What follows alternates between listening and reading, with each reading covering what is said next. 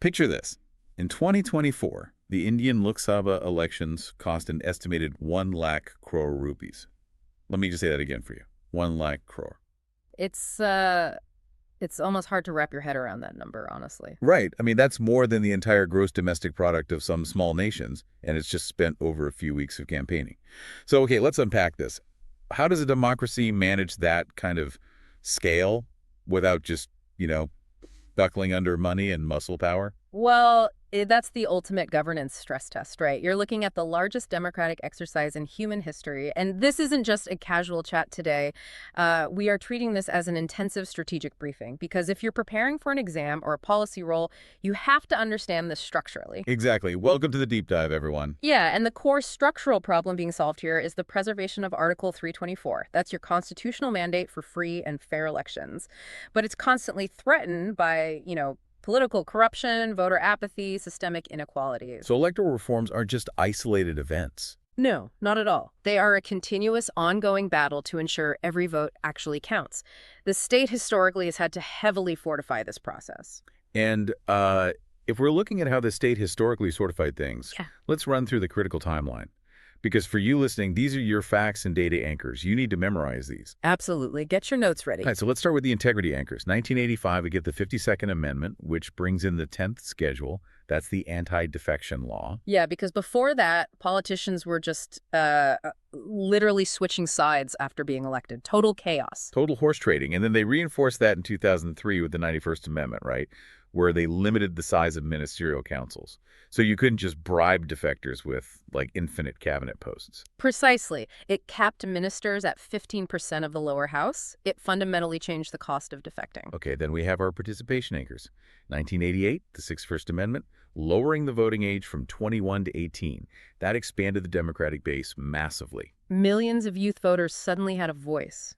And then 1992, the 73rd Amendment institutionalizes panchayats. Direct elections, reserved seats for marginalized communities and women. Huge deal. And, administratively, you have to categorize these government responses, right? On the institutional and policy side, you have the Election Commission of India, the ECI, enforcing expenditure ceilings. Yeah, and they launched SVE, too, the Systematic Voters Education and Electoral Participation Program. Right, their flagship program. And then there's the technology side, the shift to EVMs, electronic voting machines, to physically stop booth capturing and electoral fraud. And then we get the accountability anchor in 2013, which is NOTA, none of the above. Exactly, giving voters a formal way to reject all candidates. But, okay, let me push back a bit here. We build all these institutional walls, right? But think of it like patching a leaky roof during a monsoon. Are we fixing the foundation or just placing buckets everywhere? Because despite the 52nd Amendment, politics is still often treated as this, wealth-building business completely devoid of moral principles. That is the critical evaluation layer you need to master. If the framework is so robust, why are there still cracks? And the reality is we have severe governance and ethical constraints. Like the criminalization of politics. Exactly. The alarming criminalization. You have substantial numbers of sitting MPs and MLAs facing pending criminal cases. Parties give them tickets because of their winnability. They have the money to fund that 1 lakh crore election machinery. Oh, wow. So the money directly fuels the criminalization. Yes, and they use divisive rhetoric, playing the caste card, communalism. It socially fragments the electorate. And what about the implementation gaps? Because I was looking at the data on voter fraud allegations, and it is startling.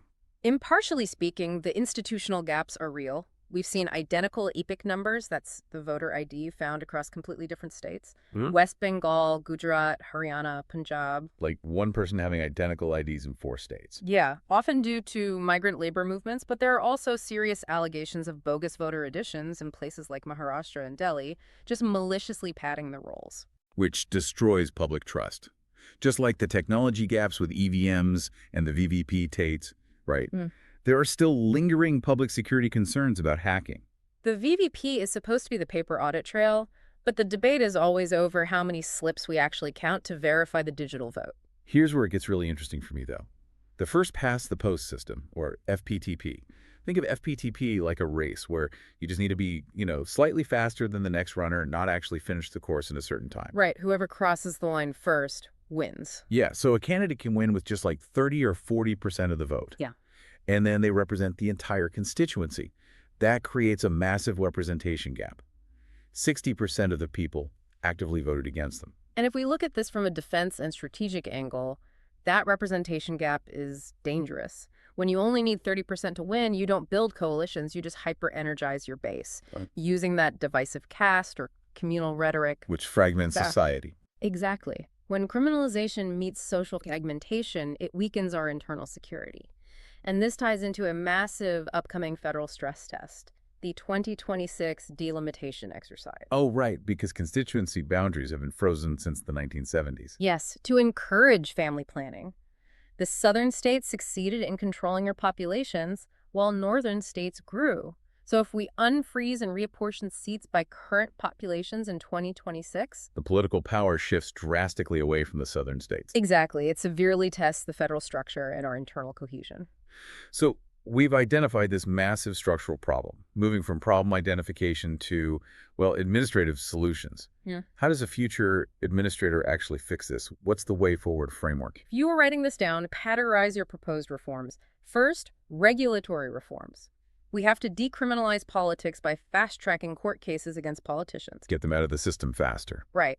And we need to amend the Representation of the People Act to mandate internal party democracy, regular elections for party leadership, term limits. Because you can't have a democracy if the parties themselves operate like dictatorships. Exactly. Second category is finance and transparency. We need state funding of elections and mandatory donation disclosures to curb that 1 lakh crore corporate influence. Make the money public. What's the third? Institutional strengthening. The ECI needs upgraded autonomy and legal authority. And we seriously need to consider shifting from FPTP to a proportional representation system. PR. So if a party gets 10% of the vote nationally, they get 10% of the seats. That breaks the dominant party monopolies. Exactly. And the fourth category is technology adoption. We need to link Aadhaar with voter IDs, with strict privacy safeguards, of course, to eliminate that epic duplication and increase those VVPT random audits. Okay, so let me act as the interlinking engine here.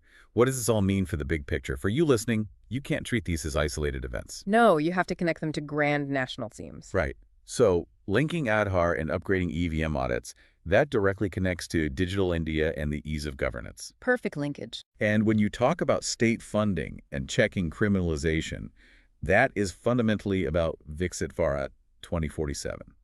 Because a developed India literally requires a transparent, uncompromised political engine. You can't attract global investment if your lawmakers are criminals. It's an economic and security imperative. And then there's the debate on one nation, one election. Yeah. Synchronizing all state and national polls. Obviously, it has massive potential for cost savings and governance efficiency. Yeah, but you have to critically balance that against the concerns over federalism and regional representation. Right, because local issues could just get steamrolled by massive national narratives. Exactly. So let's synthesize this entire deep dive into highly actionable exam prep formats. If you are sitting in a high-stakes environment, how do you structure this? Okay, let's start with a 150-word structure. For a 150-word answer, your intro is the Article 324 mandate for free and fair elections. Just hit them with the constitutional basis right away. Yep.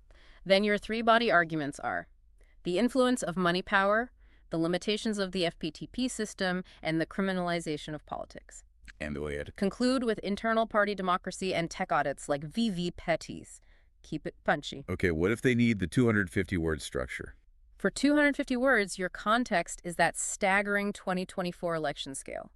Then, break it down into dimensions: constitutional, technological, and ethical. Then you list the challenges, right? Exactly. Voter roll fraud, the looming 2026 delimitation crisis, and casteism. And for recommendation. Proportional representation and state funding. Finally, your conclusion should state that electoral integrity is the absolute bedrock of Viksit Bharat. That is a phenomenal blueprint. All right, let's do the final revision capsule, rapid fire. Here are your 5 must-remember facts. 1, the 1 lakh crore 2024 election cost. 2, the 52nd Amendment for anti-defection. 3, the 61st Amendment lowering the voting age to 18. 4, Article 324. And 5, the 2013 NOTIDA introduction. Perfect. Now here is your one probable question. Write this down. Evaluate the limitations of the FPTP system in India and discuss if proportional representation can resolve the crisis of democratic representation. That's a guaranteed high score. And your 5 analytical keywords to sprinkle in are SVEEP, decriminalization, delimitation, proportional representation, and internal party democracy. Use that administrative vocabulary. All right, here is your 30-second summary. India's electoral journey is a constant race between democratic expansion and systemic corruption.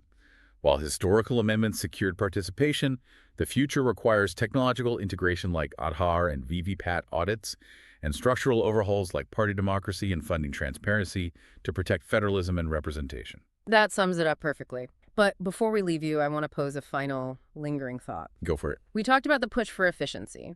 But if we successfully implement one nation, one election, and we actually solve the expenditure crisis, how do we ensure that regional grassroots voices aren't just completely drowned out by massive homogenized national narratives? That is the ultimate paradox, isn't it?